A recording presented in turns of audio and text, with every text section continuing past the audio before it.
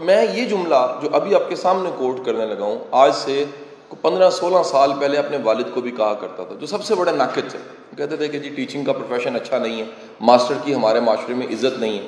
میں انہیں یہ بات کہتا تھا جو کہ انہیں اس وقت میں بڑی فلسفیکل بات لگتی تھی اور آج یہ حقیقت بن چکی ہے.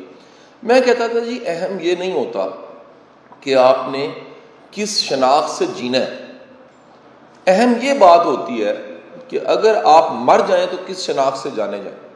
یعنی آپ کی شناخت آپ کے جانے کے بعد کیا ہوگی. جیسے آج دنیا کے بڑے نام لیے جاتے ہیں، آج سے کچھ سال ڈیڑھ پہلے 19 توپوں کی سلامی کے ساتھ ایدی صاحب دفن ہوئے. ایدی صاحب آپ کی اطلاع میں عرض ہے کہ 2 بار الیکشن بھی ہارے ہیں. اگر الیکشن جیت جاتے تو ایدی صاحب اتنے بڑے انسان نہ ہوتے. اللہ تعالیٰ نے ان کو شناخت جو دی ایز فلنتھراپسٹ اور ایک سرو کرنے والے انسان کے، وہ اپنے ایک فیلڈ میں دی. اگر اس فیلڈ کے علاوہ ہوتے تو شناخت نہ ہوتی. اشفاق صاحب ہمارے استاد تھے، مینٹور تھے. اشفاق صاحب کو آج بھی دنیا استاد مانتی ہے، واصف صاحب کو آج بھی دنیا ادیب اور استاد مانتی ہے. اب میں اس فیلڈ میں جب آیا تو جیسا میں نے بتایا کہ یہ میرا پیشن تھا، یہ میرا جنون تھا. اب سوال یہاں پر یہ ہے کہ پیشن جس کو کہتے ہیں، یہ پیشن بنتا کیسے ہے؟ یہ میرا آپ سے سوال ہے. یہ انٹریکشن ہے، میری بات چیت آپ سے ہوگی تو یہ سیشن چلے گا. آپ کے خیال میں کسی کا کوئی پیشن بنتا کیوں ہے؟ پیشن کیوں ہوتا ہے؟ پہلا میری بہن نے پوائنٹ بتایا کہ جب آپ کی زندگی میں کوئی انسپریشن ہوتی ہے، کوئی رول ماڈل ہوتا ہے، تو وہ پروفیشن آپ کی کیا بن جاتا ہے جی؟ پیشن بن جاتا ہے. پہلا پوائنٹ تو ہو گیا جی کہ پیشن بنانے کے لیے یہ ضروری ہے کہ وہ پیشن جو سا ہے جو بن رہا ہے اس میں کوئی رول ماڈل ہو، انسپریشن ہو. اگر آپ کو رائٹ ٹائم پہ انسپریشن مل جائے، رول ماڈل مل جائے، اس رول ماڈل کی وجہ سے وہ پیشن بن جاتا ہے. لکھ لیجیے گا جی دوسرا پوائنٹ، یاد رکھیے گا آپ کی انسپریشن یا پیشن ماحول کی وجہ سے بن گئے. ایک ماحول ہوتا ہے جس ماحول میں آپ کی موٹیویشن بڑھنے لگ پڑتی ہے.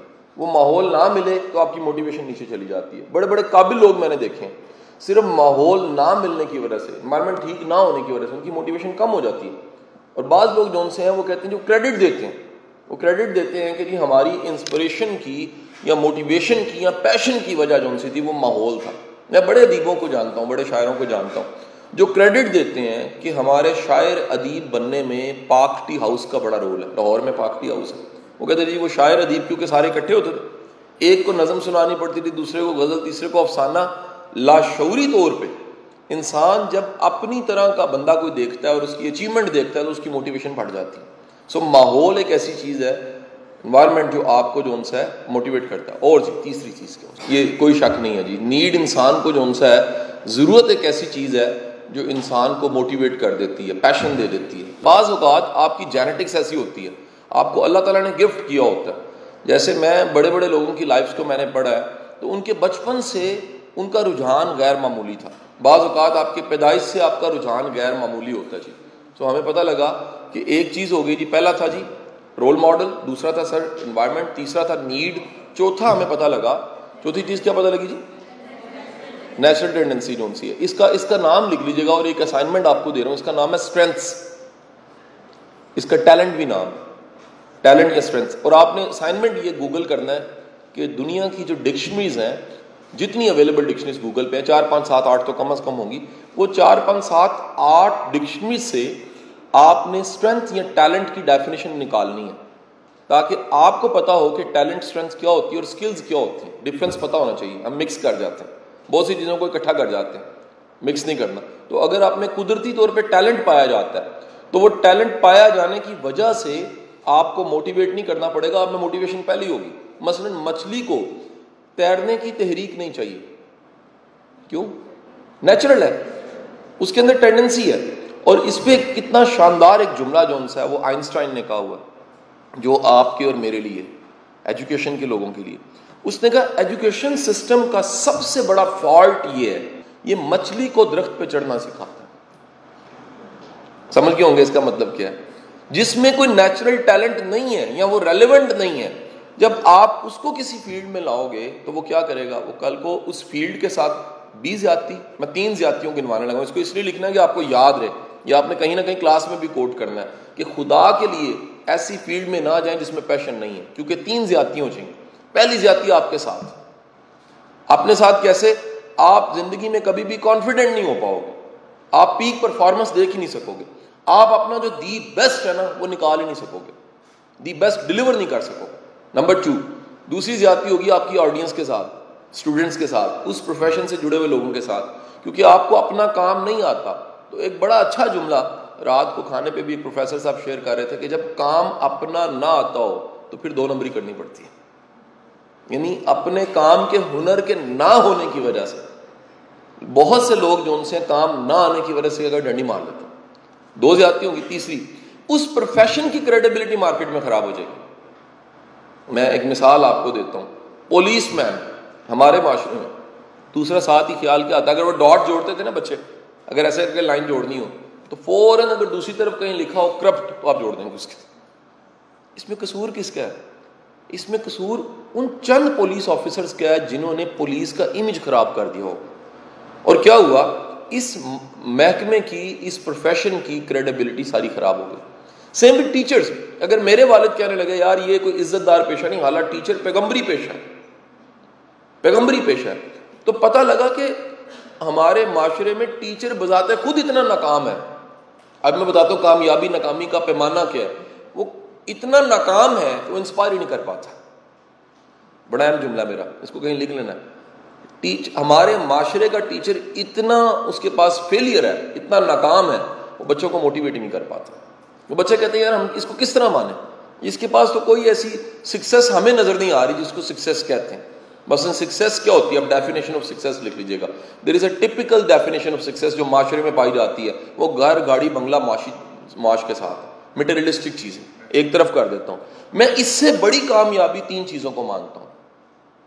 میرے مطابق 3 چیزوں کا نام کامیابی, اس سے بڑی کامیابی کوئی نہیں. نمبر 1, آپ کے پروفیشنل ہونے سے فائدہ کتنے لوگوں کو ہوا, ڈلیور کتنا کیا. اگر آپ کے ٹیچر ہونے سے ابن مریم ہوا کرے گا, اگر آپ کے ٹیچر ہونے سے کسی کو فائدہ نہیں ملا تو پھر یاد رکھیے گا ٹیچر ہونے کا فائدہ کوئی نہیں. سکسیس یہ ہے کہ آپ کے ٹیچر ہونے سے لوگوں کو, بچوں کو فائدہ ملنا شروع ہو گیا. نمبر 2, آپ کے پاس اس پروفیشن میں رہتے ہوئے سیٹسفیکشن کتنی ہے. کیونکہ ایک بات یاد رکھیے گا, جو اپنے پیشے میں رہتے ہوئے اس کا اکثر گلہ کرتا رہتا ہے, اور آپ کو یقیناً تجربہ ہوتا ہوگا, وہ رینجر پبلک اسکول ہو, وہ اے پی ایس ہو, یا وہ ملٹری کالج ہو, کچھ بھی ہو, میں سب جگہ جا چکا ہوں. میں نے دیکھا ہے کہ ایک ٹیچروں کا طبقہ ہر اسکول میں پایا جاتا ہے جو اسکول میں رہتا بھی ہے, ان کی معاش بھی جڑی ہوئی, انہیں پڑھانا بھی ہے, لیکن جب بریک میں اکٹھے بیٹھتے ہیں تو اسکول کی بدیاں, پروفیشن کی بدیاں کرتے رہتے ہیں. پروفیشن کا گلہ کرنے والا بندہ کبھی خوش نہیں ہو سکتا. جو پروفیشن آپ کے لیے پرائڈ نہیں بننا نا, وہ ترقی نہیں ہے. مثلا میرے اگر پیج پہ جائیں نا تو سائڈ پہ کہیں لکھا ہوا ہے proud to be a teacher. میں کہتا ہوں جی میرے لیے اس سے بڑا کوئی انعام کوئی نہیں ہے کہ میں ٹیچر ہوں. اگر اللہ دوبارہ زندگی دے اور موقع دے, ویسے تو نہیں ممکن, لیکن اللہ اگر زندگی دوبارہ دے کے کہے کہ کیا کرو گے, میں یہی کروں گا جو کر رہا ہوں. کیونکہ یہی تو پتہ لگا, اسی بات کی تو سمجھ آئی کہ ٹیچنگ میرا پیشن ہے. ٹیچنگ, میں نے جو ٹیچنگ میں ریوارڈ دیکھا ہے نا, یقین کریں لائف میں ریوارڈ, آخرت میں تو اللہ جانتا ہوگا, لیکن زندگی میں جو ریوارڈ میں نے ٹیچنگ میں فیل کیا, میں آپ کو بتا نہیں سکتا کہ جس معیار کی سیٹسفیکشن اور کانفیڈنس میرے میں ہوتا ہے, میں خود حیران ہو جاتا ہوں. اور صرف وجہ کیا ہے؟ پیشن, پروفیشن ایک ہے. تیسرا سکسیس کا فارمولا بتا رہا ہوں. جس شعبے میں آپ لرن اور گرو کرنا چاہو نا, وہ سکسیس ہوتی ہے. پروگریسو ایٹیچیوڈ کا نام سکسیس ہے. ہمارے ہاں کیا ہوتا ہے, ہم لوگ گریڈ بڑھانا چاہتے ہیں, 17 سے 18 ہو جائے, کسی بھی تنخواہ بڑھانا چاہتے ہیں, اپنی کیپیسٹی بڑھانا نہیں چاہتے. بڑے ٹیچر ملتے ہیں, میں کہتا ہوں جی اپنی وش لکھیں, سر میری تنخواہ ڈبل ہو جائے. او بھائی تم ڈبل ہو گے؟ نہیں سر اس کی ضرورت کوئی نہیں ہے. وہ کہیں سوچتے ہیں کہ اس کی ضرورت نہیں ہے. میرے بہنوں اور بھائیوں, اگر آپ اپنی کیپیسٹی بلڈ نہیں کرو گے نا, تو یاد رکھیے گا یہ سکسیس نہیں, فیلئر ہے. کیونکہ مومن کا آج کا دن پچھلے دن سے بہتر ہوتا ہے. تو مومن ٹیچر اگر مومن ہے تو اس پہ لازم ہے کہ اپنی کیپیسٹی بلڈنگ وقت کے ساتھ ساتھ کرے. اب دیکھیں ہم نے شروع کہاں سے کیا. ہم نے شروع کیا کہ پیشن پروفیشن ایک ہونا چاہیے. پیشن پروفیشن ایک ہونے کے بعد پتہ لگا جی پیشن کے جو سورس ہیں اس میں سے ایک نیچرل ٹیلنٹ بھی سورس ہے, انوائرمنٹ سورس ہے, رول ماڈل سورس ہے, نیڈ سورس ہے, گائیڈنس بھی سورس ہے. یہ بھی لکھ لیجئے گا. بعض اوقات پیشن جو ہے وہ گائیڈ کرنے والے اتنے اچھے ملتے ہیں, وہ پیشن بن جاتا ہے. لائک اشفاق احمد صاحب, میں نے زندگی میں دیکھا کہ اشفاق صاحب نے جو باتیں کہیں وہ تو مجھے اب زور لگا کے یاد کرنی پڑتی ہیں. ان کی کتابیں, ڈرامے پڑھ کے یاد آتا ہے انہوں نے کیا کہا تھا.